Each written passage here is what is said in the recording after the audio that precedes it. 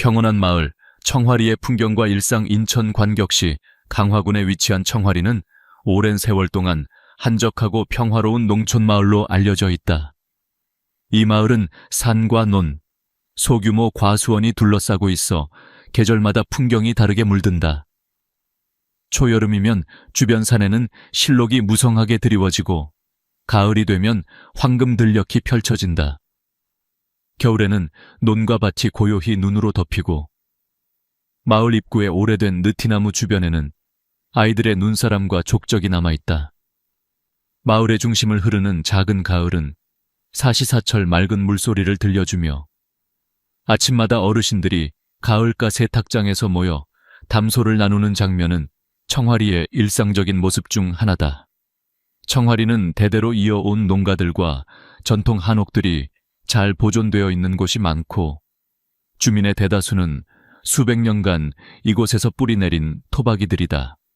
오랜 세월 농업을 중심으로 공동체가 유지되어 주민들은 서로를 가족처럼 대할 만큼 가까운 편이었다. 이웃집이 언덕을 내려다보면 누구네 집에서 밥을 짓는지, 어떤 집에 손님이 왔는지 알 정도로 일상적으로 가깝고 소박한 분위기가 이어져 왔다. 청화리의 중심에는 작은 마을회관이 있다. 마을회관 앞마당에는 오래된 평상이 있고 날씨가 좋은 봄, 가을에는 마을 어른들이 평상에 둘러앉아 전통 막걸리 한 잔에 고추장에 찍은 오이, 직접 담근 김치 등을 나누어 먹으며 담소를 나눈다. 때로는 어린이들이 나무로 만든 장난감 차를 광장 주변에서 끌고 뛰논다. 봄철이면 뒷산의 진달래와 벚꽃이 마을을 감싸고 여름밤에는 개구리와 벌레 소리가 자연의 합주를 이룬다. 마을에는 작은 슈퍼마켓 겸 잡화점, 그리고 동네 이발소, 철물점이 옹기종기 자리 잡고 있다. 교통편이 좋지 않아 자동차가 귀한 시절에는 이곳들에서 대부분의 생필품을 조달했다. 소규모 학급의 초등학교와 멀리 떨어진 중학교, 고등학교에 진학하는 학생들은 매일 아침 희미한 안개 속을 무리지어 걸어간다. 마을 사람들 대부분은 서로 이름뿐만 아니라 가족사, 청년들의 진학과 결혼 등 사소한 일까지 속속들이 알고 있다. 청화리 주민들은 전통을 존중하면서도 현재의 변화에 조금씩 적응하고 있었다. 추석, 설날과 같은 명절이 되면 마을 전체가 대형 제사상을 준비하여 조상들에게 예를 올리고 축제처럼 윷놀이, 줄다리기 등 민속놀이를 즐긴다. 마을마다 오래된 사당이 하나씩 있고 매년 봄이나 가을이면 마을 사람들이 모여 풍년 안녕을 기원하는 동제, 동지을을 치른다. 종교적 신앙도 깊지만 공동체 내부의 기복신앙이나 토속신앙도 무시할 수 없다. 효를 중시하며 가족을 중심으로 한 유대 관계는 여전히 중요하게 여겨진다. 청장년층 중 일부는 도시로 이주해 생활하지만 명절이나 큰일이 있을 때면 반드시 마을로 귀향한다. 그래서 마을 주민들은 서로를 없는 곳 지켜주고 외래인이 들어오면 눈여겨본다. 밤이 되면 집집마다 어머니들이 마루에 앉아 시원한 바람을 맞으며 이야기를 나누고 젊은이들은 시내로 나가기보다는 집에서 가족과 시간을 보내기를 선호한다. 집집마다 나무 울타리 너머로 금방 따온 과일이나 반찬을 나누어주고 김장철이면 골목마다 온통 김치 냄새와 웃음소리가 가득하다. 청화리는 조선시대 후기에 형성된 이후 큰 변화 없이 조용히 세월을 보냈다. 일제강점기와 6.9 전쟁 기간에도 큰 타격을 피할 수 있었고 덕분에 손때 묻은 한옥과 정자, 오래된 비석 등 전통의 흔적이 많이 남아있다. 1980년대 후반부터는 수도권 인구 집중과 농촌 고령화, 도시화의 물결로 마을에도 변화가 조금씩 닥쳐왔다. 일부 농지가 태양광 발전소나 주말 농장 등으로 바뀌었고 젊은이가 줄면서 학교도 규모가 점점 축소되었다. 하지만 그럼에도 청화리 주민들은 외지인에 대한 경계심과 동시에 따뜻한 정서를 오랫동안 지켜온다. 주말이나 명절에 도시에서 가족들이 내려오면 마을이 일시적으로 북적거린다. 평소에는 고요하지만 축제나 의례가 있는 날이면 마을 어귀에 천막과 깃발이 내걸리고 골목마다 화려하게 장식이 더해진다. 마을에는 서로를 돕되 허물은 얘기하지 않는다는 암묵적 약속이 있다. 누구나 힘든 일이 생기면 회관에서 공론화하기보다는 가족이나 친한 이웃끼리 조용히 해결해준다. 마을 이장은 중립적으로 주민의 사소한 갈등도 조정해주고 모든 구성원이 평화롭게 공존하는 것이 최우선의 가치로 여겨진다. 청화리의 평온은 어쩌면 주민들이 서로 너무도 잘 알기에 가능한 것이었다. 외부에서는 고립적이라 표현할 수 있을 만큼 새로운 변화나 외부인의 접근에 보수적이고 조심스러운 태도를 보인다. 하지만 그만큼 마을 내부는 배려와 온정, 신뢰로 엮여 있다. 남의 집 아이도 내 아이처럼 보살피고 누구네 밭이 망가지면 함께 수확을 도와준다. 이처럼 청화리는 마치 시간이 멈춘 듯한 조용함과 잔잔함, 그리고 근본적으로 인간 사이의 신뢰와 순수한 관심이 살아있는 공간이었다. 누구에게나 안전하고 낯선 위험이라는 것이 무의미하게 느껴질 만큼 늘 평화로웠다. 그러나 바로 이러한 환경에서 모든 이들이 서로를 신뢰하고 때로는 감시 없이 살아가는 곳에서 그 누구도 상상하지 못했던 사건이 서서히 다가오고 있었다. 주민들은 당시에는 눈치채지 못했지만 이 평화로움 이면에 스며든 작은 균열이 비극의 시작이 될 수 있다는 사실을 조금도 예감하지 못했다. 실종의 발견, 작은 마을을 뒤흔든 불안의 시작. 2013년 8월 초, 청화리 마을은 여느 때와 다름없이 고요하게 하루를 시작했다. 그러나 한편에서는 잔잔한 일상을 뒤흔드는 작은 이상, 징후가 감지되기 시작했다. 평소처럼 이른 새벽, 마을 이장과 몇몇 어르신은 회관 앞 평상에 모여 아침 인사를 나누었으나 모두가 알던 박지연 씨의 집이 한동안 인기척 없이 조용하다는 이야기가 입에 오르내렸다. 박지연 씨는 남편 김민수 씨와 결혼한 지 3년 정도 된 젊은 여성으로 남편은 서울에서 건설 현장 일을 하다가 주말마다 청화리로 내려오는 생활이 반복되고 있었다. 두 사람의 연락은 매일 전화로 이루어지는 게 보통이었고 특히 민수 씨는 지연 씨가 혼자 시골에서 지내는 것이 늘 마음에 걸려 가능하면 자주 연락을 취했다. 하지만 이번 주 초부터 민수 씨는 아내의 휴대전화를 여러 차례 시도했으나 전원이 꺼져 있거나 통화권 이탈이라는 메시지만 들려왔다. 처음에는 배터리가 방전됐다거나 혹은 잠시 외출했을 거라고 생각했지만 이틀, 사흘째 아무런 연락이 닿지 않자 김민수 씨 마음 한편에 불안감이 차올랐다. 마침내 그는 회사에서 점심시간마다 아내를 계속 불러봤고 급기야 청화리 이웃인 장선옥 아주머니에게 전화를 걸어 혹시 지연 씨를 본 사람이 있는지 직접 확인하기 시작했다. 장선옥 아주머니는 박지연 씨와 비교적 가까운 사이였다. 두 사람은 종종 장을 함께 받고 서로 반찬을 나누거나 안부를 묻는 사이라 특별한 일이 있으면 곧장 소식을 전하곤 했다.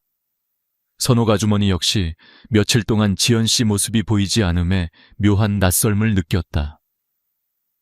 이상하다. 이틀 전에도 아예 집에서 사람 소리가 없었어. 평소 같으면 개 짖는 소리라도 나지. 선옥 아주머니는 그렇게 생각하며 바로 지연 씨 집으로 향했다. 집 대문은 평소처럼 안쪽에서 잠겨 있었고 마루에는 신발 한 켤레가 가지런히 놓여 있었다. 현관문을 두드리며 지연아 여러 번 불렀지만 아무런 대답이 돌아오지 않았다. 창문 너머로 들여다본 실내 역시 정돈된 채 고요했다. 마을 특성상 누군가 오랜 시간 나오지 않는다면 금세 주위에 소문이 돈다. 선옥 아주머니는 이웃인 오기남 할머니, 마을 회관의 이장 등에게도 혹시 박지연 씨를 최근에 본 적이 있는지 연이어 물었다. 모두 고개를 저으며 며칠째 못 본 것 같네 라는 반응이었다. 장선옥 아주머니는 즉시 서울의 김민수 씨에게 다시 전화를 걸었다. 민수 씨, 지연 씨가 며칠째 안 보이고 집도 그대로야. 전화 통화는 돼. 초조한 목소리에 김민수는 급하게 답했다. 아니요. 전혀 연락이 안 돼요. 혹시 어디 멀리 간 건 아닐까요? 그러나 선옥 아주머니는 고개를 저었다. 여기선 아무도 못 봤대요. 집에 무슨 일 난 건 아닌지 걱정돼요. 이 소식이 순식간에 마을 어귀와 골목골목으로 퍼져나가기 시작했다. 어르신들은 삼삼오오 모여 요즘 세상에 젊은 여자가 혼자서 며칠씩 집을 비우는 법이 없지 않느냐고 수군댔다. 마을 회관 등지에서도 갑자기 박지연 씨 안부를 묻고 혹시 다른 마을 친정이나 지인 집에 들른 것 아니냐는 추측도 나왔지만 확인되지 않았다. 김민수 씨는 퇴근하자마자 급히 고속버스를 타고 강화도로 내려왔다. 청화리에 도착한 그는 집에 달려가 아무리 문을 두드려도 기척이 없자 불안감이 더욱 짙어졌다. 창문을 통해 본 내부는 집을 떠난 듯한 흔적은 없었고 냉장고에는 남은 반찬이 그대로 들어있었으며 화분도 물기가 촉촉했다. 지갑 한 개와 평소 쓰던 안경은 방에 놓여 있었으나 평소 사용하던 휴대폰만 감쪽같이 보이지 않았다. 그날 오후 김민수 씨와 장선옥 아주머니를 비롯한 몇몇 이웃은 마을 이장님 집으로 모여 사정을 이야기했다. 이장은 신중하게 우선 지연 씨 친정에도 연락해보고 혹시 시장이나 외진 곳에서 본 사람 있는지도 확인해보자고 제안했다. 이장과 이웃들은 근처 시장, 버스터미널, 슈퍼마켓 등지를 돌며 최근 지연 씨를 본 이가 있는지 머슴, 가게 주인, 택시기사까지 두루 물어봤다. 그러나 며칠 전 이후로 본 기억이 없다 아는 답만 돌아왔다. 마을은 갑자기 긴장감이 맴돌았다. 평소 청화리의 평화와는 상반된 분위기였다. 어린아이, 어르신 할 것 없이 모두가 불안에 떨며 뒷길, 가을가, 밭두렁, 창고 등 평소라면 걱정되지 않던 장소마저 샅샅이 찾아다니기 시작했다. 누구도 예상치 못한 혹시 모를 사고나 예기치 못한 마을 밖 방문의 가능성을 염두에 두고 동네 곳곳에 소문을 내서 연락될 만한 모든 방법을 강구했다. 박지연 씨의 실종 전후 마을은 조용한 동요에 휩싸였다. 불안과 동시에 자신들이 소홀히 하지 않았을까 하는 미묘한 죄책감도 번졌다. 이웃 중 누구는 며칠 전 장을 같이 보자고 했는데 그냥 지나쳤다고 후회하거나 밤중에 잠깐 문 소리가 났던 기억이 있는데 신경 쓰지 않았다는 말을 꺼냈다. 특히 시골 마을의 특성상 누군가 갑자기 모습을 감추면 남을 의심하기보다 본인의 무심함이나 혹시 놓친 징후는 없었는지 자책하게 된다. 가족들은 서로 전화, 메시지, SNS까지 총동원하여 연락 시도를 이어가고 친정집에서는 급히 서울, 인천 등 친척들에게 연락망을 돌렸다. 하지만 전국 어디에서도 박지연 씨의 행적은 확인되지 않았다. 김민수 씨와 마을 이장, 그리고 몇몇 친척은 결국 실종 신고를 결의한다. 신고서에는 최근 일주일간의 상황, 가족 사정, 마지막으로 지연 씨를 본 날짜와 옷차림, 소지품 등이 빠짐없이 기재되었다. 이웃들은 경찰이 도착하자 혹시 여행이나 돌발 외출 아니냐는 질문에 절대 그럴 성격이 아니다. 지갑과 여권, 중요한 물건도 두고 갔다고 말하며 실종 가능성을 거듭 강조했다. 경찰은 우선 일상 범위에서의 사고나 돌발 상황을 검토하고 박지연 씨가 마지막으로 확인된 시간과 이후 목격 자료를 하나씩 정리하며 기본조사에 들어갔다. 이 과정에서 모든 이웃, 가족, 친지들이 각자의 기억을 떠올리며 사소한 변화까지도 작은 단서가 될 수 있다는 생각에 일상 대화나 행동, 사소한 물품 이동까지 세세하게 되짚었다. 이상 징후 발견과 동시에 주민들은 우리 마을에 이런 일이 있을 수 있겠냐는 충격과 의구심, 그리고 연대감을 동시에 느꼈다. 집집마다 밤늦게까지 창문에 불을 켜고 혹시 누군가 돌아오지 않을까 하고 기다리는 분위기가 이어졌다. 마을회관에는 하루 이틀 사이 긴급 회의가 소집되었고 각 가정에서는 저마다 박지연 씨가 다시 돌아올 것이라는 희망을 품었다. 일부 어르신은 혹시나 타지로 일 나가 있는 친인척 집에 연락을 넣어달라며 걱정했고, 젊은이들은 SNS 단체방 등에 지연 언니 혹시 연락 온 사람 없는지 묻기 시작했다. 한편 청화리의 일상은 점차 변하기 시작했다. 그토록 익숙하고 믿음 가득하던 마을의 풍경이 하루아침에 모두에게 낯선 불안과 공포로 뒤덮였다. 누구나 급히 문단속을 재차 확인하고 아이들에게 저녁 늦게 돌아다니지 말라고 당부했다. 어른들은 혹시 모를 사고 상황 또는 외부인의 침입 가능성을 놓고 걱정했고, 김민수 씨는 초췌한 얼굴로 경찰과 이웃에게 일일이 사소한 단서라도 없는지 물으며 밤낮을 새웠다. 도난과 가출의 흔적, 어디에도 없는 집, 박지연의 집에서 발견된 정적의 의미 실종, 첫날 밤, 김민수 씨와 마을이장, 그리고 가장 가까운 이웃인 장선옥 아주머니는 조심스럽고 신중하게 박지연 씨의 집을 재차 방문했다. 혹시 돌발 상황이 있을까 불안해하면서도 한편으로는 나타난 단서들 하나하나를 놓치지 않기 위해 노력을 아끼지 않았다. 우선 대문의 자물쇠는 안에서 잠겼다가 풀린 흔적조차 없었다. 현관문까지 난 좁은 길도 깔끔했다. 신발장은 박지연 씨가 평소 신던 단화와 운동화, 장화를 비롯해 손님용 슬리퍼까지 정돈되어 있어 방문자도 급하게 나간 기운도 없었다. 마루와 거실 내부는 먼지 하나 없었고 거실에 놓인 테이블에는 항상 놓여있던 차바디컵이 그대로 있었다. 부엌에서는 오랫동안 쓰이지 않은 흔적이 없었다. 며칠 사용하지 않은 그릇이나 설거지, 싱크대 주변에 쌓인 식기물도 보이지 않았다. 냉장고 속에는 조리된 반찬이 랩에 덮인 채 칸칸이 정리되어 있었고, 김치와 직접 만든 장아찌, 그리고 일부 먹다 남은 밥이 여전히 식힌 통에 든 채였다. 마치 어느 날 하루 평범하게 정리하고 자리만 비운 듯 정적이 감돌았다. 방 안에서 책상 위에는 매일 쓰던 수첩과 볼펜, 간단한 회계장부, 동네 친구들과 주고받은 편지, 한 무더기 등이 잘 정돈되어 있었다. 티슈나 청소 도구까지 한치 흐트러짐이 없었다. 옷장은 문이 닫혀 있었고 누가 급하게 짐을 빼던 흔적도 없었다. 평상시 계절에 맞춰 정리해둔 옷까지만 가지런히 걸려 있었고, 특히 박지연 씨가 자주 입던 봄 재킷, 미니스커트도 그대로 남아 있었다.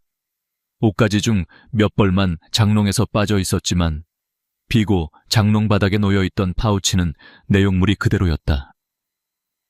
유일하게 눈길을 끈 것은 평소 박지연 씨가 주로 쓰던 휴대전화였다.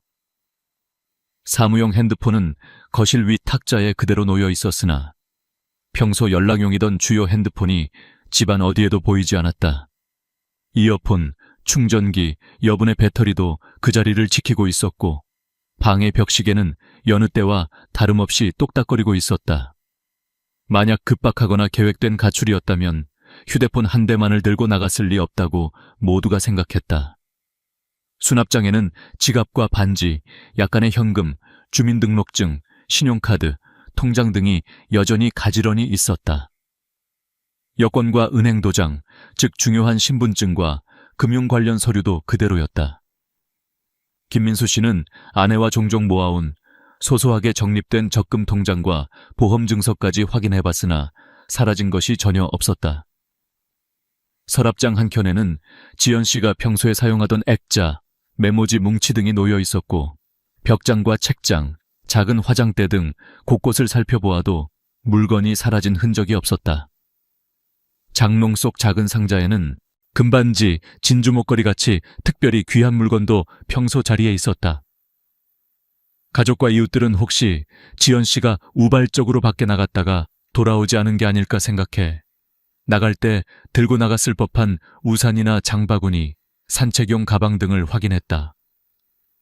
계절상 거의 매일 들고 나가던 커다란 장바구니와 최근에 남편이 선물한 새 우산은 현관 옆에 그대로 걸려 있었다.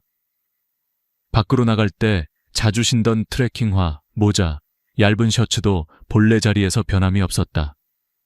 만약 갑자기 비가 오거나 변덕스런 날씨에 대비해 평소 챙기던 재킷조차 벽걸이에 걸려 있었다. 집 바깥 평상에는 며칠 전 씻어놓은 감자가 소쿠리째 그대로 놓여 있었고, 분주한 정황이나 어수선한 냄새, 누군가 물건을 들고 달아난 기색은 어디서도 느껴지지 않았다. 마을은 전통적으로 도난사고가 거의 없던 곳이었다. 박지연 씨의 집도 특별히 방법 문제를 걱정하지 않아 허술한 자물쇠만 걸어두거나 열쇠 자리에 신문을 한 부 끼워 놓기만 했다. 그럼에도 불구하고 한밤중에 누군가 강제로 침입해 물건을 훔쳤거나 혹은 폭력, 절도가 동반되는 사고가 났다면 이웃들이 쉽게 감지했을 터였다. 하지만 집 주변 뒷길, 마당, 텃밭, 담벼락 어디를 둘러봐도 발자국이나 쓰러뜨려진 물건, 급하게 열린 창문 손잡이, 눌러 꺼진 흙 등 뚜렷한 외부 침입 흔적을 찾을 수 없었다. 문틀, 창틀에도 송해나 벌어짐, 찍힌 자욱이 없었다. 집안 청소 상태도 평소와 다를 바 없었다. 김민수 씨는 혹시 마을 사람들 중 누군가 들어와 본 건 아닌지 이장님과 마을 어르신께 제각기 확인했지만 그 집 근처 아예 안 가봤다는 답만 돌아왔고, 최근 마을에 외부인이 드나들었다는 이야기도 전혀 없었다.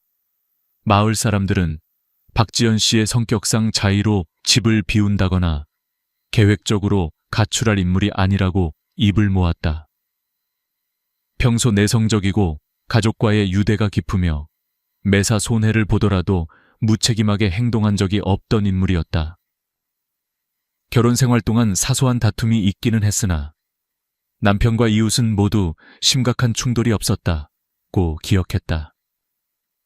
특히 김민수 씨는 지연 씨가 미리 말없이 외박하거나 도시에 무작정 가는 상황이 거의 없었다고 강조했다.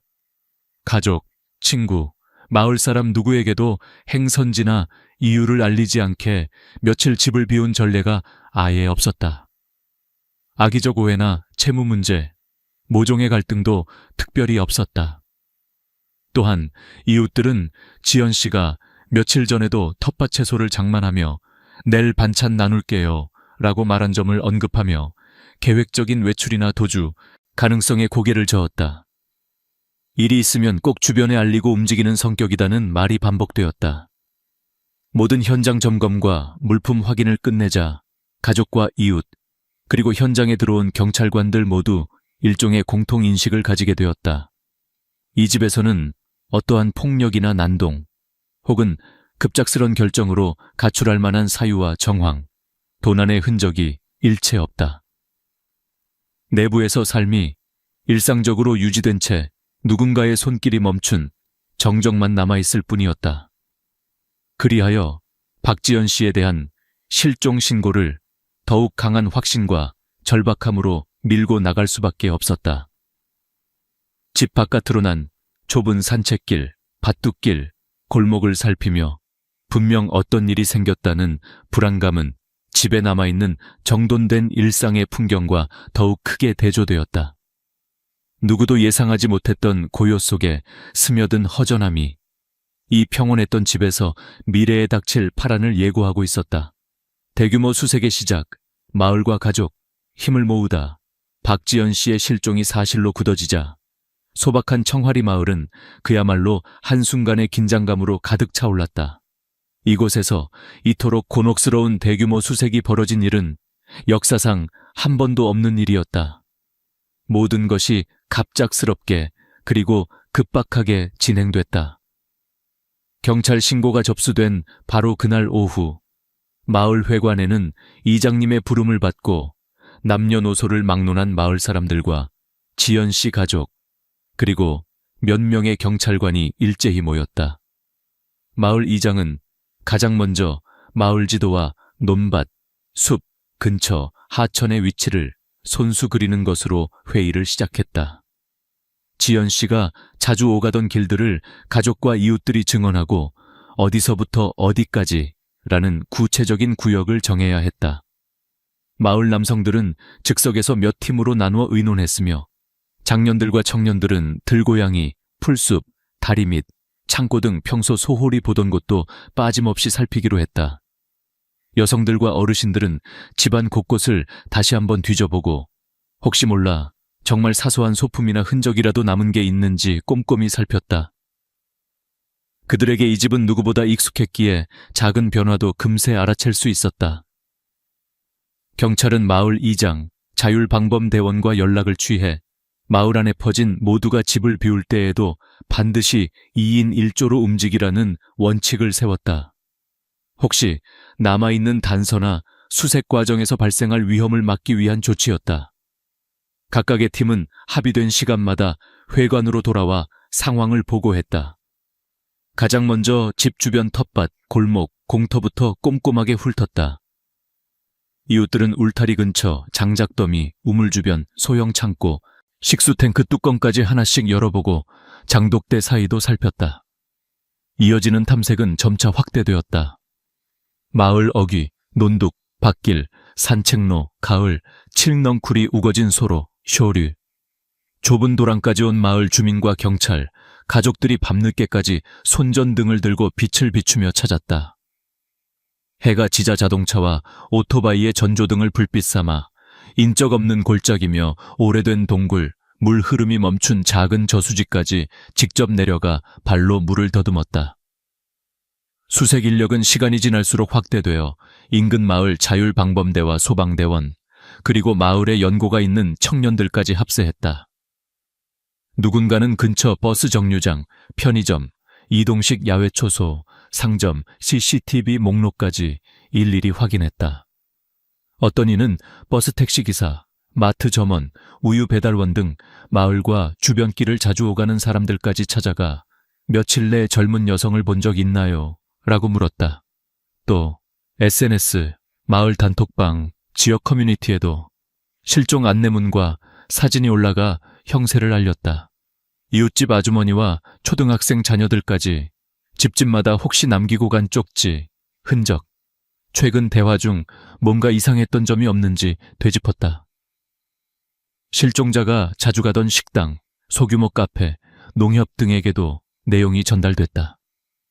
경찰은 휴대전화 위치 추적이나 교통카드 기록 요청도 함께 병행했다. 1차와 2차 수색이 끝나고도 별 성과 없이 시간이 지났으나 누구도 쉽게 단념하지 않았다. 어두운 마을 골목마다 손전등 불빛이 이어졌고 마을 청년들은 농기구 램프까지 동원해 땅속 웅덩이나 이정표 모퉁이, 이름 없는 팩에도 들어가 보았다.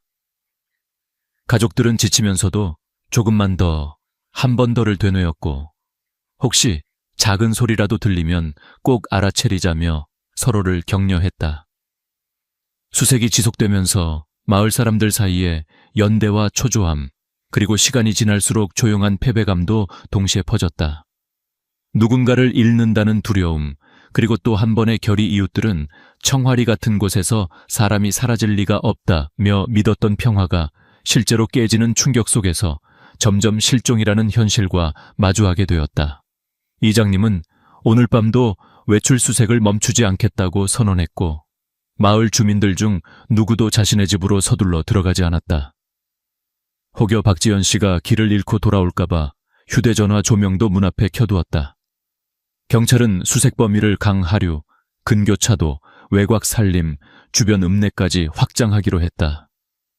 행정기관과 연락해 날이 밝으면 드론, 탐지견, 추가 인력을 요청하겠다고 예비 조치를 취했다.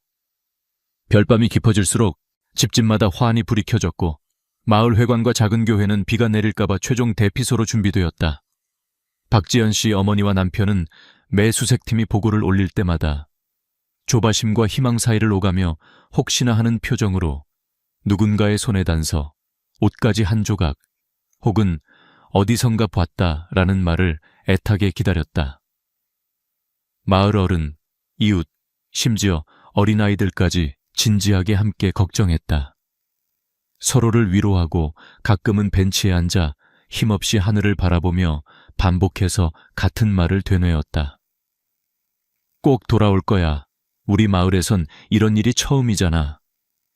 이처럼 청화리 주민들과 가족, 경찰의 마음을 뒤흔든 대규모 수색은 작은 마을의 일상을 완전히 바꾸어 놓았다. 밤하늘 아래 퍼지는 손전등의 불빛들은 누군가의 무사귀환을 간절히 기도하는 희망이자 동시에 미지의 불안과 싸우는 모두의 간절한 몸부림이었다. 첫 번째 단서들, 작은 흔적, 의심의 시작, 대규모 수색이 이틀째 이어지면서 청화리 사람들의 마음은 한없이 지쳐갔다. 하지만 간절한 마음으로 모든 구석을 살피던 중 평소라면 무심코 지나쳤을 작은 흔적들과 이웃 각자의 기억, 그리고 마을의 일상의 틈새에서 특별한 무언가가 점차 떠오르기 시작했다. 수색팀이 절골, 가을가, 버려진 창고, 농수로 등지를 돌아다니며 조금씩 잊었던 이야기를 떠올렸다. 가장 먼저 언급된 것은 박지연 씨 집 주위에서 몇몇 주민이 들었다는 이상한 소리였다. 이틀 전쯤 밤 11시쯤에 우리 집에 있는데 창문 밖에서 개가 괜히 한번 짖더니 금세 그쳤어요. 누가 문 앞에서 머물렀던 것 같은 느낌도 들고 원래 우리 동네는 밤이 고요한데 이상하게 느껴졌어요. 장선옥 아주머니의 이 말에 오기남 할머니도 맞장구 쳤다. 나도 그저께 밤에 아랫집 쪽 골목에서 누가 속삭이는 소리가 들리는 것 같았지. 처음엔 바람 소리려니 했는데 지금 생각해보니 좀 수상했어. 이처럼 밤중에 작은 소음, 개 짖는 소리, 정체불명의 인기척은 마을 주민들에게 평소와 다른 불안을 남겼다. 하지만 당시에는 아무도 사고나 범죄를 연관지을 생각을 하지 않았다. 몇몇 주민들은 수색본부에 와서 마지막으로 박지연 씨를 봤던 순간을 회상했다. 버스 정류장 인근 상점 주인은 며칠 전 장을 본다며 주스 2개와 과자를 샀다. 평소보다 말수가 적었지만 표정이 괜찮았고 딱히 불안한 느낌은 받지 못했다고 했다. 또 다른 주민은 저녁 무렵에 논두길을 따라 산책하는 모습을 멀리서 봤다. 그때 박지연 씨 옆에는 낯선 사람도 특별한 상황도 없었다고 밝혔다. 하지만 증언 중 묘한 점도 있었다. 평소 누구와도 골목에서 마주치면 인사를 꼭 하던 지연 씨가 그날따라 급하게 길을 건너 같은 길로 접어들지 않고 돌아가려 했다는 이야기가 나왔다. 한 동네 청년은 멀리서 누구누구야 하고 부르자 평소처럼 웃지 않고 고개만 끄덕이고는 밥비집 쪽으로 들어가더라고 기억했다. 실종 전 며칠간 지연 씨가 집 근처에서 밤마다 누가 서성거리는 것 같다고 한두 번 동네 아주머니들에게 중얼거린 것이 다시 화제에 올랐다. 아주머니, 밤중에 창문에서 이상한 소리 들으신 적 있어요? 저는 몇 번 문 너머 그림자가 비치던데요. 당시엔 고양이나 너구리려니 아무것도 아니야라며 큰일이 아니라는 식으로 넘겼다. 하지만 하나하나 떠올릴수록 박지연 씨의 불안감에는 그만한 이유가 있었을지 모른다는 분위기가 커졌다. 어떤 이웃은 며칠 전쯤 낮에 누군가 박지연 씨네 울타리 근처에서 10분 넘게 서성이는 걸 본 것 같다고 증언했다. 그는 다정한 인사도 못하고 괜히 겁이 나서 집 안으로 들어가 문을 잠그고 지켜보기만 했단다. 이 증언은 경찰의 귀를 번쩍 뜨이게 했다. 경찰은 평소와 달리 누군가 눈에 보이도록 그런 행동을 했다면 실종 전부터 누군가 지연 씨를 염탐했거나 뒤쫓았을 가능성이 있다고 진지하게 받아들였다. 수색을 계속하는 과정에서 논두길 비탈진 곳에서 작은 머리핀 하나가 발견됐다. 박지연 씨가 평소 자주 착용하던 핀과 비슷했다. 이거 우리 딸이 지연 언니랑 놀 때 많이 봤다는데요. 가족들은 머뭇거리다. 맞아요. 이거 지연 씨 거예요. 라며 인정했다. 작은 물건이었지만 언제 어디서 흘린 것인지는 아무도 확실히 알지 못했다. 또한 집 앞 흙길에서 뚜렷하진 않지만 어렴풋한 운동화 자국이 발견됐다. 이장님과 경찰은 신발 크기로 여자 것보다 조금 큰 성인 남성 신발임을 추정했다. 누군가 지연 씨 집 근처를 밤마다 오고 간 게 아니냐는 의혹이 커졌다. 하지만 해당 자국이 마을 청년의 것인지 혹은 가족이나 경찰의 것인지 분명하지 않았다. 수색 과정에서 수많은 발자국이 추가되었기에 결정적인 증거로 삼긴 어려웠다. 이 단서들이 모이자 마을 전체는 수군거림과 불안에 휩싸였다. 혹시 그동안 너무 평화로운 줄만 알고 남의 일로 여겼던 것 아닌가 하는 죄책감, 누군가 외부에서 침입했을지 모른다는 두려움, 그리고 평소 너무 일상적이라 무시했던 변화들을 왜 진작 기억하지 못했을까라는 안타까움이 뒤섞였다. 어떤 어르신은 마을에서 처음 보는 사람을 며칠 전 논둑에서 본 것 같기도 하다고 말했다. 하지만 대다수는 이 마을은 원래 사람이 드물고 서로 얼굴을 다 알기에 외지인이 있으면 바로 눈치챘을 것이라며 확신하지 못했다. 가족과 마을 주민, 경찰은 서로의 기억을 다시 더듬고 사소한 이상 신호들을 더 소중하고 진지하게 받아들이며 한 번 더 피로에 찬 어깨를 다잡았다. 작은 단서 하나하나라도 놓치지 말자는 다짐은 곧 더 치밀한 수색과 사건의 성격을 조심스럽게 바꾸어 놓기 시작했다. 개인 소지품 발견, 숲에서 드러난 결정적 실마리, 대규모 수색이 장기화되던 중 가족과 마을 사람들은 점점 눈에 띄게 지치고 있었다. 밤이 깊어질수록 곳곳에서 한숨과 조용한 울음이 새어나왔다. 희망과 절망이 오가는 와중에도 수색은 멈추지 않았다. 특히 박지연 씨가 평소 산책하거나 나무를 캐던 숲길은 수색대가 수차례 오가며 꼼꼼하게 살폈던 구역이다. 그러나 빽빽한 풀숲과 굽은 나무길, 깊은 바위 틈새는 쉬이 사람을 허락하지 않는 곳이었다. 어느 날 아침 박지연 씨의 친언니와 몇몇 마을 청년들은 곧장 집과 마을을 벗어나 더 깊은 산 쪽 작은 동굴이나 바위 틈새를 자세히 살펴봐야 한다. 며 중심부에서 멀어진 숲으로 향했다. 상기슬근 자칫 미끄럽고 외진데다 평소엔 아이들도 잘 찾지 않는 곳이었다. 사람들이 지연이가 전에 저쪽에서 산나물 뜯곤 했잖아 라고 하면서 걸음을 옮겼다. 숲을 헤치고 따라다니던 중 나뭇가지 사이로 한 무더기에 마른 가지와 바위 틈에 걸려있는 낡은 가방 하나가 눈에 띄었다. 저게 설마? 가장 먼저 달려간 이는 평소 지연 씨와 가까웠던 사촌 언니였다. 눈앞에 펼쳐진 광경에 숨이 멎을 듯 다가갔다. 가방은 조금 오래된 듯 먼지가 앉아있고 한쪽 끈이 풀려 있었다. 자세히 살펴본 가족들은 이건 분명 박지연 씨의 것이다. 평소 마트나 산에 나갈 때 꼭 메고 다니던 그 가방이라고 확신했다. 가방 옆에는 지연 씨가 소지하던 수첩, 작은 거울, 립스틱, 헤어핀 등이 흙과 풀 사이에 나뒹굴고 있었다. 특히 내부에는 그녀의 이름이 적힌 책, 집 열쇠, 그리고 최근 산 영수증들이 들어있었다.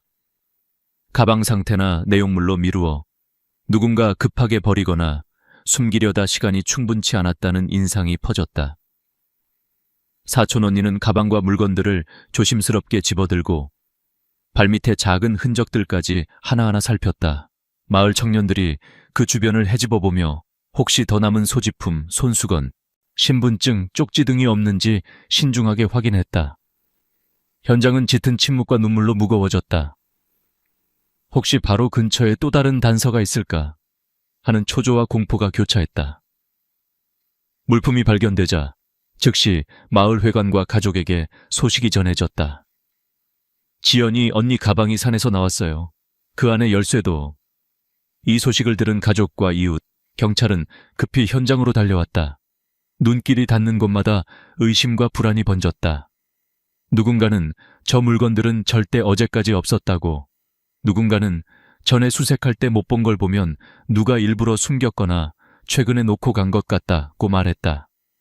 마을 주민들은 수색 방향을 서둘러 발견 지점 위주로 조정했다.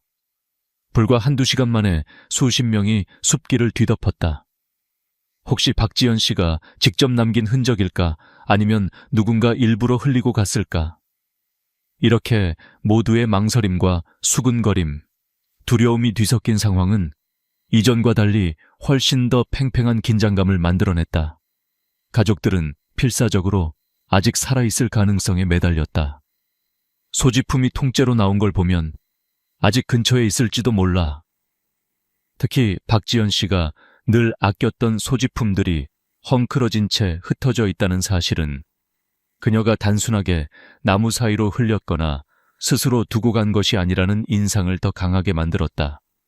반면 생각보다 깊은 숲속에서, 그것도 인적이 드문 구석에 가방이 발견됐다는 점에서 마을 사람들과 가족, 경찰 모두 심상치 않은 조짐을 감지했다. 이제 정말 아무 일도 아니란 생각은 못한다. 누군가 고의로 거기 둔 것 같다는 말이 속삭임처럼 번져갔다. 여성 주민들은 아이들과 함께 집에 머물기를 원했고, 젊은 남성들은 집 앞에 순번을 정해가며 야간 순찰을 자청하기도 했다. 소지품 발견 이후 청화리 마을의 분위기는 완전히 달라졌다. 이대로 더 미룰 수 없다며 수색본부에는 인근 파출소 및 소방서 지원 요청이 올라갔다. 가족들은 경찰과 함께 해당 지역 중심으로 수색 방향을 더욱 넓히기로 했다. 이제 단순한 실종이 아닌 누군가의 의도적 개입 가능성이 모든 의견의 중심에 서기 시작했다. 밤이 오자 마을 회관에는 가족과 주민, 수색 참여자들이 모여 새벽까지 전략을 세웠고, 누군가는 밤새 등불을 켜고 상길 어기를 지켰다. 현장 발견과 탐색, 침묵 속에 드러난 진실의 단서, 박지연 씨의 가방과 소지품이 산속 바위 틈에서 발견된 이후 마을 전체는 새로운 긴장감 속에 휩싸였다. 희망과 두려움이 교차하던 어느 오후, 마침내 수색대의 한 명이 가장자리에 넝쿨이 무성한 작은 동굴 입구 앞에 멈췄다. 오랜 시간 마을 사람조차 거의 다가가지 않았던 그곳. 여기 뭔가 이상해요 라는 외침에 모두가 걸음을 멈췄다. 현장에 도착한 가족과 경찰, 그리고 마을 청년 몇 명은 조심스럽게 동굴 입구 주변을 둘러봤다. 입구는 야생 덤불과 잡초, 큰 바위로 부분적으로 가려져 있었지만 가까이에서 보니 누군가 최근 드나든 듯 바닥에 흙이 어지럽게 흩어져 있었다. 이상한 점은 평소라면 빽빽했을 이파리의 한쪽이 꺾어져 길이 생겨 있었고 묘하게 인위적인 구덩이 같은 흔적이 띄었단 것이다. 조심스레 발을 들인 순간 모든 공간은 정막에 휩싸였다. 동굴 안내부는 축축한 돌기둥과 거칠게 쌓인 흙더미, 오래된 나뭇가지와 누군가 끌고 들어온 듯 널브러진 돌이 뒤엉켜 있었다. 오랜 침묵 끝에 한 가족의 목소리가 떨렸다. 여긴 전에 누구도 제대로 안 들어왔던 곳이에요. 경찰은 먼저 주변 접근을 통제했다. 가족들은 멀찍이 떨어져 안타까운 눈빛으로 지켜봤고 마을 사람들 역시 말을 잃은 채 입구에 섰다. 현장에는 바닥 흙이 군데군데 넓게 퍼져 있었으며 일부 영역은 누군가 힘을 써서 뒤섞은 듯 뭉개인 자국이 선명했다. 일부 종이 쪼가리, 부러진 나뭇가지, 삐걱이는 플라스틱 조각 등이 눈에 띄었지만 부패한 풀 냄새와 섞여 쉽게 식별하기 어려운 상태였다. 조사의 일환으로 경찰은 등불을 동굴 깊이 들이밀었고 내부 한켠에 부주의하게 덮인 흙더미 아래에서 무엇인가 집단적으로 감춰진 흔적을 발견했다. 바닥 한쪽에서 누군가 무언가를 급하게 밀어넣었다는 듯한 손자국, 깊게 찍힌 발자국이 확인됐다. 입구 근처에는 이를 둘러싼 낙엽과 부서진 나뭇가지를 모아둔 흔적, 사용 후 베어문 초 일부와 태운 종이, 내음도 감지됐다. 현장 특유의 냄새와 정체불명의 침묵에 모두의 얼굴에서는 점점 불안과 공포가 커졌다. 이 모든 양상은 수색대와 가족, 주민, 경찰 모두에게 커다란 불안과 혼란을 몰고 왔다. 누군가는 숨을 죽이고 누군가는 경악에 가까울 만큼 손을 부들부들 떨었다. 설마 여기서 무슨 일이... 정말 여기에 그 아이가... 조그만 속삭임과 애써 덤덤해지려는 목소리가 교차했고 오랜 정적 속에 작은 울음이 터져 나왔다. 경찰은 급히 현장 확보를 위해 출입로를 차단하고 더 이상의 손상이 생기지 않도록 발자국을 체크했다. 마을 청년들과 가족, 주민들은 안전선 뒤에서 초조하게 경찰의 움직임을 바라보며 단 한 조각의 실마리라도 더 찾을 수 있을지 서로 질문을 주고받았다. 일부 어르신은 우리 마을에서 이런 일이 있을 줄은 하며 자책과 두려움에 길게 한숨을 쉬었다. 무언가 극적으로 변화한 진원지에 최초로 다가선 이들은 이전까지 자신들의 세계가 평화로웠던 모든 기억을 잃은 듯했다. 아무 말도 할 수 없는 침묵, 어디선가 지켜보고 있는 것 같은 서늘함, 자연과 인간 사이 이질적 경계에서 모두의 불안감은 최고조에 달했다.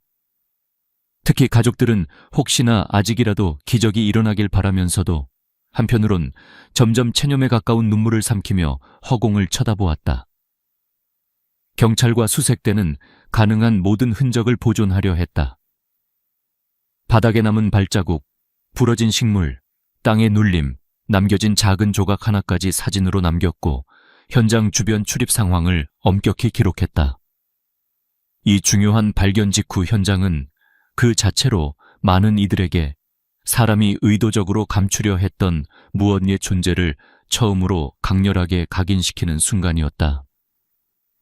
이윽고 현장 수색이 일단락되자 경찰은 마을 대표 및 가족과 즉시 논의에 들어갔다. 그들은 이제부터는 더 이상 일가의 실종이 아닌 한 건의 중대한 오염 가능 현장으로 접근해야 한다는데 모두 뜻을 모았다. 주민들은 깊은 한숨과 초조, 때로는 억울함과 분노가 뒤섞인 표정으로 서로를 바라봤다. 집에 돌아가는 길, 모두는 잠시 말을 잃었고 동굴 앞에는 여전히 밤이 내려앉고 있었다. 누구도 이전엔 제대로 보지 않았던 그 작은 공간이 이제는 마을의 어둠과 충격, 그리고 결연한 각오가 모이는 새로운 중심이 되었다. 법의학 감정 및 1차 소견, 과학이 밝히는 첫 빛 동굴에서 박지연 씨로 추정되는 시신이 발견된 직후 마을과 가족, 그리고 경찰은 극도의 침묵과 슬픔에 빠졌다. 하지만 곧이어 제일 먼저 움직인 것은 국가가 조직한 공식 법의학팀이었다. 현장은 출입이 엄격히 통제되었고 지방경찰청의 과학수사대, 법의관, 증거수집팀 등이 신속하게 합류했다. 경찰은 동굴 입구와 주변을 굵은 폴리스 라인으로 봉쇄했다. 지방검시에 증거 담당자, 포렌식 촬영 전문가까지 합류해 동굴 내부와 바깥까지 철저하게 오염을 방지했다. 현장에 접근하는 모든 이들은 장갑, 마스크, 보호복을 갖췄고 신분증 확인 후 출입이 이루어졌다. 시신은 곧장 사진, 비디오 증거로 여러 각도에서 기록됐다. 주변 흙과 바위, 나뭇가지, 강물에서 불어온 먼지까지 모두 별도로 채취되어 봉투에 담겼다. 법의학팀은 필드노트를 통해 유류물, 흔적, 바닥의 눌림, 시신의 위치 자세 등을 빠짐없이 기록했다. 가족들은 멀리서 이를 지켜보며 간절한 눈빛과 침묵 어린 기도를 보냈다. 감정팀은 신속히 시신을 수습해 임시 부검동으로 옮겼다. 여기서 1차 외부 내부 검사가 이루어졌다. 시신은 상당한 부패가 진행되어 있었지만 기본적인 신원 확인이 가능했다.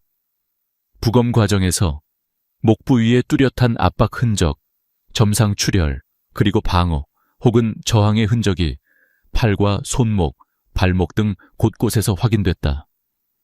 피부와 손톱 아래, 머리카락 사이에 외부 물질이 묻어 있는지도 면밀히 조사되었다. 가장 예민하게 다뤄진 부분은 범죄 혐의를 판단할 수 있는 상처와 유류물, 그리고 사망 시각 추정이었다.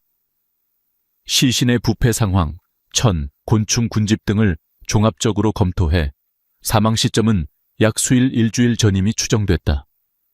감정팀은 수시로 거즈, 면봉, 핀셋을 사용해 시신 및 주변의 모든 체액, 모발, 미세 섬유, 흔적 DNA를 정교하게 채취했다. 특히 피해자의 손톱 아래 묘한 이물, 머리카락, 그리고 몸에 묻은 미확인 흔적에 세심한 시선이 집중됐다. 이 모든 검체는 경찰청 법과학연구소 국립과학수사연구원으로 이송됐다. 부검 결과 외상에 직접 쌓이는 경부 압박에 의한 질식사로 판단됐다. 또한 체내에서 알 수 없는 흔적 및 타인의 체액 추정물이 발견되어 성범죄 가능성에 대한 추가 감식이 지시됐다. 경찰과 감정팀은 곧바로 박지연 씨의 유전자와 현장에서 나온 모든 미확인 샘플을 비교 분석에 돌입했다. 검시관은 부검 직후 경찰과 가족, 마을 대표에게 임시 결과를 신속하고 조심스럽게 전달했다. 직접 쌓이는 경부 압박, 즉 목졸림에 의한 질식사이며 사전에 심각한 외부 위력이 가해진 흔적이 다수 확인됐습니다. 피해자는 상당한 신체적 저항을 시도한 것으로 보이며 현장에 타인의 DNA와 의심되는 유류물이 있습니다. 이 발표가 전해지자 가족들은 망연자실한 표정으로 빈소리를 삼켰고 마을 회관에는 다시 한번 비극적 침묵이 감돌았다. 부모와 남편, 친지가 경찰의 부연 설명을 듣는 동안 주변 주민들은 더 이상 단순한 실종이 아닌 잔혹 범행임을 점차 받아들이기 시작했다. 과학수사의 손길은 가족의 애도와 마을의 불안에 또 한 번 냉정한 현실을 더했다. 누군가는 그래도 모든 사실을 명확히 밝혀야 한다고, 누군가는 이제라도 정의가 밝혀질지 모른다며 서로를 부둥켜 안았다.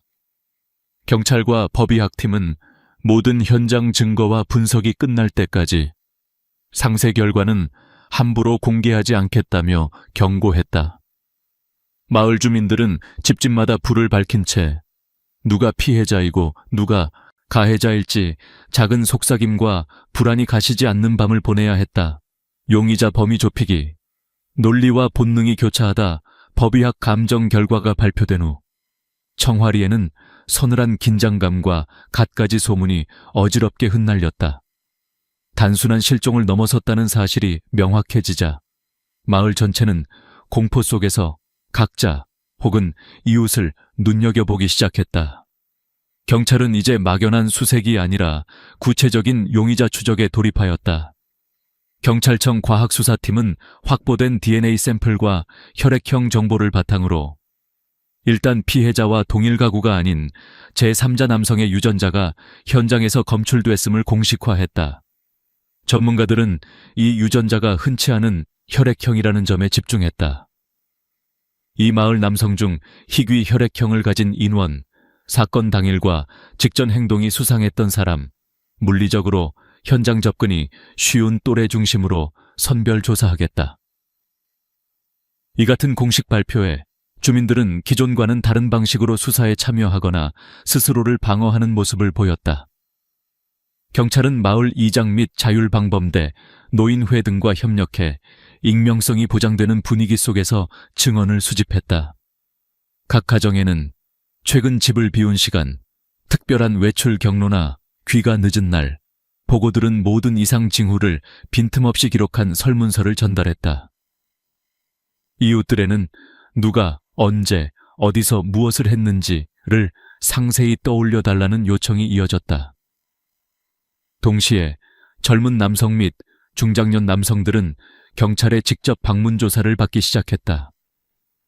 손등과 팔, 목 등 외상 자국, 곤혹스러워하는 태도, 갑작스럽게 신발을 맞바꾼 모습, 평소와 다른 생활 패턴이 드러난 경우 경찰의 과학수사팀에서 별도 표식이 체크로 남겨졌다.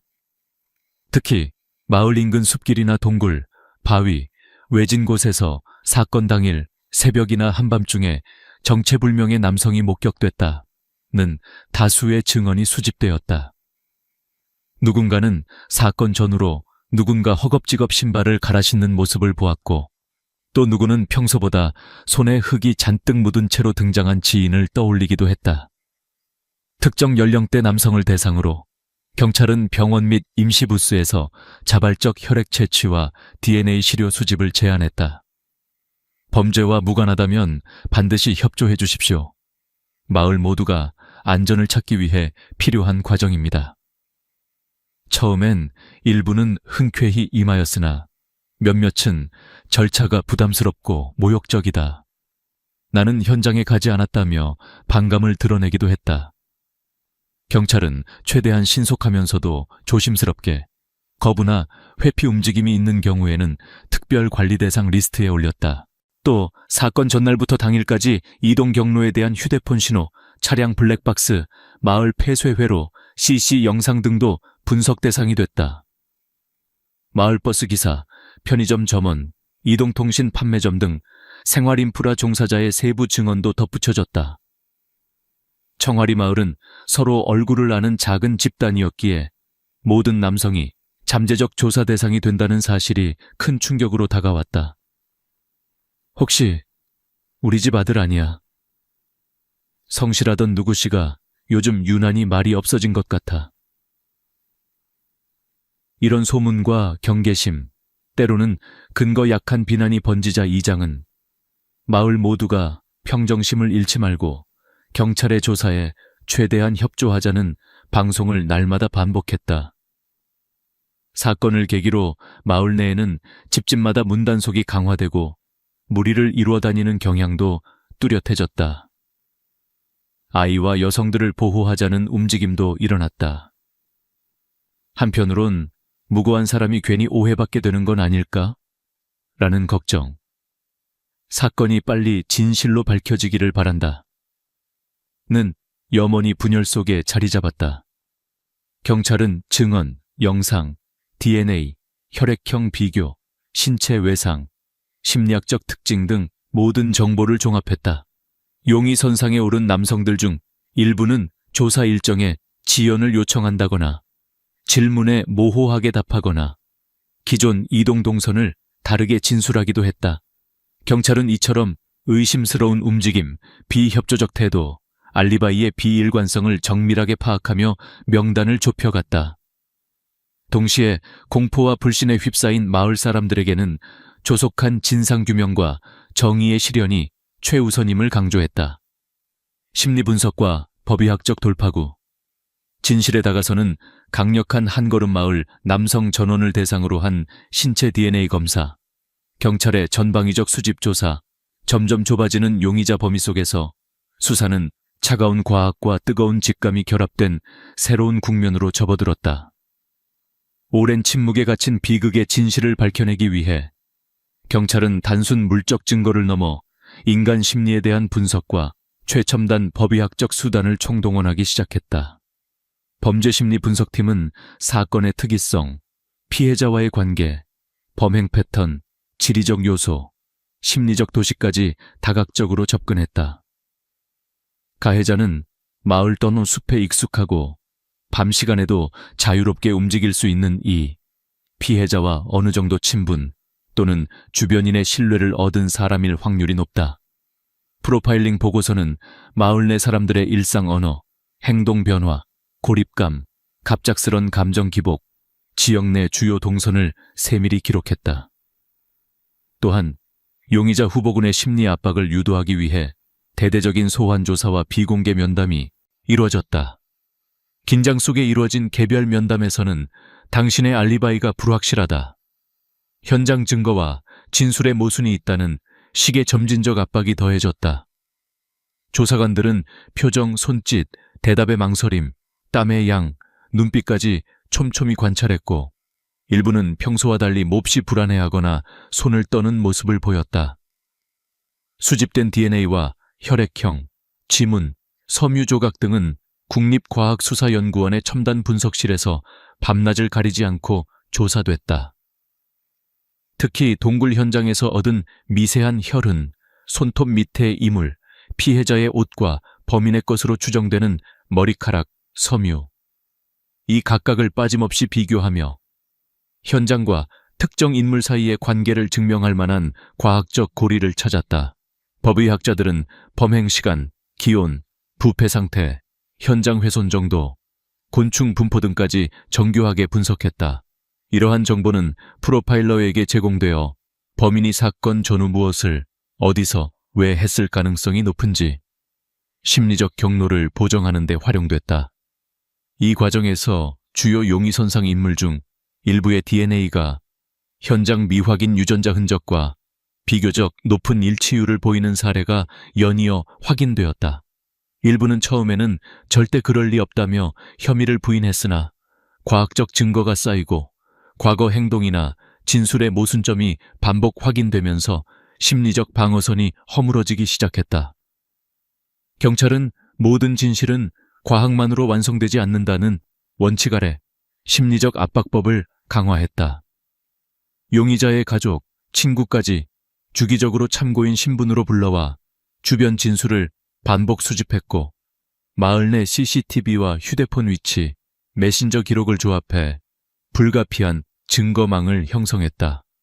긴 신문이 반복되는 과정에서 평소 마을 모임에 적극 참석하던 특정 남성은 점차 표정이 굳어지고 주변과의 대화도 급격히 줄어들기 시작했다. 의심받는 가족들 역시 불면에 시달리고 집에도 외부인 방문을 꺼리며 점점 더 폐쇄적으로 변했다. 용의자 본인도 경찰의 반복적인 증거 제시, 새로운 심리전 기법, DNA 검사 동의 요청, 친구 이웃과의 진술 대조 등의 극심한 압박감을 느꼈다. 때로는 내가 뭘 잘못했나, 이런 상황에서 어떻게 벗어나야 하나, 혼잣말을 반복하고 체중이 빠지거나 소량의 실수에도 필요 이상으로 민감하게 반응하는 모습을 보였다. 조사 과정이 길어질수록 마을 전체에는 무거운 공기와 팽팽한 경계가 이어졌다. 가족, 친구, 이웃 중 누가 피해자이거나 가해자일지 모르는 불신. 도대체 진실이 무엇이냐? 누군가 언젠가는 모든 걸 말해주겠지라는 기대와 절망이 뒤섞였다. 경찰과 법의학팀, 심리분석팀은 수시로 서로의 결과를 공유했고 조사와 심리전, 과학적 분석이 하나의 거대한 퍼즐처럼 맞물렸다. 마침내 조각난 심리와 과학의 결과가 하나의 가능성 위에서 교차할 때 경찰은 결정적 증거 및 심리 교착점에 도달했다고 평가했다. 그러나 아직 진실의 문은 완전히 열리지 않았고 마지막 한 사람의 입을 열기 위한 수사와 심리 압박은 멈추지 않았다. 진술과 범인의 실체 드러남, 긴 침묵 끝 진실이 드러나다. 경찰 조사실은 며칠째 지독한 긴장감과 끔찍한 침묵에 휩싸였다. 이미 심리 프로파일링, 법의학적 분석, 증거물 대조 등 치밀한 작업을 마친 경찰은 마지막 한 명의 유력 용의자에게 집중신문을 이어갔다. 그는 처음엔 평정심을 잃지 않는 듯 조용히 답변했으나 경찰이 결정적 DNA 일치 결과와 현장에 남은 섬유 증거, 목격자의 진술을 조목조목 내밀자 얼굴이 굳어갔다. 당신이 그날 밤 현장 인근을 오간 것이 확인됐다. 신발 자국, 휴대전화 신호, 그리고 경찰은 차분하지만 단호하게 증거를 나열했다. 이 과정에서 용의자는 손을 떨거나 시선을 피하고 반복적으로 물을 마시거나 깊은 한숨을 내쉬며 불안한 내면을 드러냈다. 용의자가 신문을 받는 동안 조사팀은 그의 과거 행적과 피해자와의 관계, 평소 감정 상태까지 다방면으로 복기했다. 특히 경찰은 모든 증거가 당신을 가리킨다. 지금이라도 진실을 털어놓는 것이 마지막 기회라고 심리적 압박을 강화했다. 이내 그는 신라 같은 부정과 변명을 꺼내다 점차 논리적 모순에 빠지며 궤변조차 힘을 잃었다. 한순간 그는 두 손으로 얼굴을 감싼 채 몸을 떨었다. 땀에 젖은 손끝, 흐트러진 숨소리, 그리고 억눌린 울음. 마침내 오랜 침묵을 깨고 떨리는 목소리로 입을 열었다. 더는 못 견디겠습니다. 그날 정말 충동적이었습니다. 용의자는 진술과 함께 그날 밤의 행적, 마음속의 억압과 질투, 피해자에 대한 왜곡된 집착을 하나하나 고백했다. 피해자가 혼자 숲길을 걷는 모습을 보고 망설이다 결국 뒤를 따랐고 순간의 욕망과 분노에 휘둘려 돌이킬 수 없는 일을 저질렀다고 토로했다. 도주 후에는 죄책감과 불안, 지워지지 않는 기억 속에서 매일 밤 시달렸음을 고백했다. 경찰은 진술 도중 세부사항 하나도 놓치지 않았다. 현장에 남은 소지품, 피해자의 저항 흔적, 자해인지 방어인지 알 수 없었던 상처 하나까지 자백 내용과 증거가 완전히 맞아떨어지자 수사팀은 서로 고개를 끄덕였다. 자백 소식이 경찰서, 밖, 그리고 마을에 전해진 순간 모두가 숨을 멈췄다. 특히 용의자의 가족들은 설마 우리 집 사람이 라며 충격에 휩싸였고, 피해자의 가족은 참았던 오열을 쏟아냈다. 마을 주민들은 한동안 서로를 바라보지 못하고 서로 다른 방향만 응시했다. 평화롭던 마을에서 그렇게 가까운 사람이 이런 일을... 눈물과 절망, 때려주고 싶을 만큼의 분노. 그러나 동시에 두려움과 허탈함이 뒤섞여 공동체 전체가 며칠 동안 침묵 속에 갇혔다. 범인은 진술 후 경찰 앞에서 땅만 바라본 채 미안하다며 연신 눈물을 흘렸다. 수사팀은 남겨진 증거와 자백 모두를 공식 사건 기록에 남기고 변호인 선임 권리와 구체적 신변 보호 절차를 고지했다. 신문실 어둠 속에서 묵직한 진실이 마침내 어둠을 뚫고 드러난 순간 경찰과 범인, 그리고 마을 모두 더 이상 예전으로 돌아갈 수 없음을 조용히 받아들였다. 결과 처리와 최종 판결, 아픔의 끝, 변화의 시작. 범인에 대한 공식 체포와 신병 확보 이후 경찰은 모든 조사 자료와 자백, 증거물을 검찰에 송치했다. 검찰은 피의자의 정신 감정, 범행 동기, 사건의 사회적 파장까지 면밀히 분석했다. 살인과 성범죄라는 중대범죄의 특성상 구속 기소가 즉시 이루어졌으며 법원 역시 신속한 1심 공판 일정을 내놓았다. 재판은 지역사회의 이목이 집중된 가운데 엄격한 경호 속에서 진행됐다.